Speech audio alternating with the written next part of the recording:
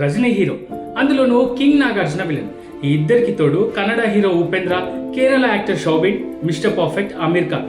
Cut చేస్తే వీళ్ళందరితో లోకేష్ ఏదో అద్భుతమే చేస్తున్నాడని అనౌన్స్మెంట్ దగ్గర నుంచి ఫిల్మ్ లవర్స్ అందరూ థింక్ చేస్తూనే వస్తున్నారు. కూలీ కోసం విపరీతంగా ఎదురు చూశారు. యంగ్ టైగర్ ఎన్టీఆర్ వార్ 2 సినిమాతో సమానంగా కాదు కాస్త ఎక్కువగానే కూలీ మీద ఫోకస్ పెట్టారు. ఈ క్రమంలోనే ఈ సినిమా ఈ రోజే థియేటర్స్ లోకి వచ్చింది. అందరూ ఎక్స్పెక్ట్ చేసినట్టే రజనీ టైటిల్ కార్డ్ థియేటర్లో విస్ఫోటనంలా పేలుతుంది. రజనీ ఫ్యాన్స్ ను 90s లోకి తీసుకెళ్తుంది. అక్కడే రజనీ ఎంట్రీ ఇంకో రేంజ్ లో ఉంటుందని ఎక్స్పెక్టేషన్స్ పెరుగుతుంది. కానీ తలైవా 2 మటన్ కత్తులతో ఎంట్రీ ఇవ్వడం కాస్త సాదా సీదాగా అనిపిస్తుంది. Tollywood king Nag entry characterization అదిరిపోయింది. విలన్ గా నాగ్ అందరినీ అర్పిస్తారు. మోనికా సాంగ్ సినిమాలో అతికించినట్టు అనిపించినా ఆ సాంగ్ వచ్చినప్పుడు థియేటర్ ఊగిపోతుంది. ఓవరాల్ గా సినిమాలో ఫస్ట్ హాఫ్ బాగుంది, కానీ సెకండ్ హాఫ్ కాస్త డల్ అయిన ఫీలింగ్ కలుగుతుంది. క్లైమాక్స్ లో వచ్చే థ్రిల్లింగ్ ట్విస్ట్ తో అది కాస్త కవర్ అవుతుంది. ఈ సినిమాకి big plus Anirudh music, BGMs తో సినిమాను ఎక్కడికో తీసుకెళ్తారు.